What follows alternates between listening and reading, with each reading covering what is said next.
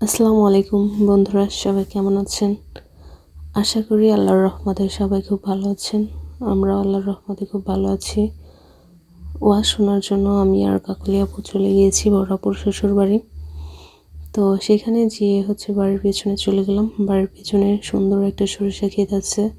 আপুদের নিজের এখানে সরিষাগুলো বুনেছে।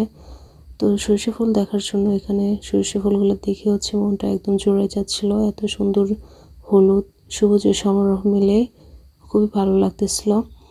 তো বাড়িতে চলে আসলাম। বাড়িতে আসার পর আপুর একটা মুরগি ছিল। আপু বলতেছে যে মুরগিটা জবাই করে ফেলবে। তো আমরা বারবার নিষেধ করতেছিলাম যে না, মুরগিতে ডিম পাড়ে, মুরগি কেন জবাই করবি, মুরগি জবাই করার দরকার নাই। তো আপু বলতেছিল যে মুরগিটা 3বার করে ডিম পেড়েছে, আর ডিমগুলো একটাও বাড়িতে পারে নাই, সব পাশের বাড়িতে ডিম পেড়েছে। আর ডিমগুলো তাদের কাছে যদি জিজ্ঞেস করা হয়, তারা বলে তাদের বাড়িতে কোনো ডিম পাড়ে নাই।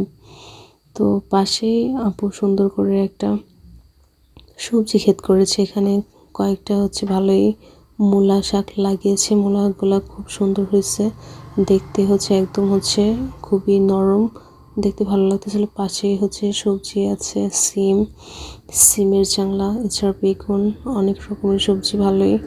পাশে আমার ভাগ্নে ছিল।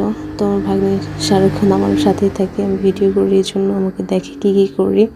তো হাই দিচ্ছিল। তো এখানে রান্নার প্রসেস করতেছে কাকলি আপু। প্রথমে পেঁয়াজগুলো সুন্দর করে ধুয়ে নিয়েছে। পেঁয়াজগুলো ধোয়ার পর মাংসগুলো সুন্দর মতো কেটে পিস পিস করে মাংসগুলো দিয়ে দিচ্ছিল। আর আজকে সব মশলা একসাথে দিয়ে হাতে মেখে রান্না করবে। হাতে মেখে রান্না করলে মাংসর স্বাদ দ্বিগুণ হয়ে যায়। তাছাড়া দেশি মুরগি এভাবে রান্না করলে, আগের যুগের সবাই এভাবে রান্না করতো, এভাবেই স্বাদ বেশি হয়। তো সবগুলো মাংস দেওয়ার পর এখানে পরিমাণ মতো তেল, আদা বাটা, রসুন বাটা, লবণ পরিমাণ মতো, হলুদের গুঁড়ো, গরম মশলা, দারচিনি, এলাচ সব কিছু পরিমাণ মতো দিয়ে দিতে হবে। তো এখানে সব কিছুই দেওয়া শেষ। এখন ভালো করে হাত দিয়ে মেখে নেবে পেঁয়াজটা। একদম সব কিছু এমনভাবে মাখিয়ে নিতে হবে যাতে এখানে সব কিছু মিক্সড মিশে যায়। তো তারপর এখানে এইগুলা মরিচ বেটে রেখেছিল, সেই মরিচগুলো দিয়ে দিচ্ছে। আর চিনি দিয়ে নেড়ে নিচ্ছিল, কারণ হাত জ্বালাপোড়া করবে এই জন্য। তো এখন চুলায় বসিয়ে নিয়েছে। চুলায় দেওয়ার পর চিনি দিয়ে ভালো মতো পেঁয়াজটা একটু কষিয়ে নিতে হবে। এখানে পানি দিয়ে দিয়েছে। পানি দেওয়ার পর প্রায় রান্নাটা শেষের দিকে। আর শুধু মুরগি রান্না করলে তো হবে না, পিঠা বানাইতে হবে। তো পিঠা বানানোর জন্য আপু আগের থেকেই আতপ চাল ভিজিয়ে রেখেছিল, সেগুলো সুন্দর মতো ধুয়ে রেখে দিচ্ছে। আর এদিকে কাকলি আপু সুন্দর মতো মাংসটা রান্না প্রায় শেষ করে ফেলেছে। তো এগুলো চাল আমি ঢেকেতে দিয়ে রেখেছিলাম। আর আমি পাড়ি নিচ্ছিলাম, কারণ আপুর পায়ের গোড়ালিতে প্রচুর পরিমাণে ব্যথা, এই জন্য আমি ঢেকে পাড় দিয়েছিলাম। আর আপু চেলে নিচ্ছিল। তো গড়ি সবগুলো প্রায় শেষের দিকে।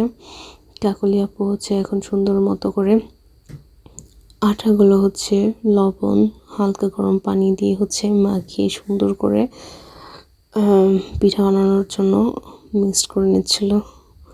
আর এখানে পরিমাণ মতো গোলাটা সুন্দর মতো করে নিয়েছে। আর এখানে দিয়ে দিচ্ছে। আর তাছাড়া দুপুরে দুপুরে খাওয়ার জন্য লিটন ভাই আছে, তার দুপুরের খাবারের জন্য সব কিছু একটু তাড়াতাড়ি করতে হবে। আর বাকি যে কাজগুলো ছিল সেগুলো বড় আপু করে নিচ্ছিল। আর এদিকে কাকলি আপু পিঠা বানিয়ে নিচ্ছে। আমি আমার ভাগ্নিকে আগেই খাইয়ে দিচ্ছিলাম। আর এখানে আমি একটু খেয়ে দেখতেছিলাম যে পিঠা দেশি মুরগির আসলে স্বাদ খুবই মজায় লেগেছিল। তো আপনারা সবাই ভালো থাকবেন। আল্লাহ হাফেজ।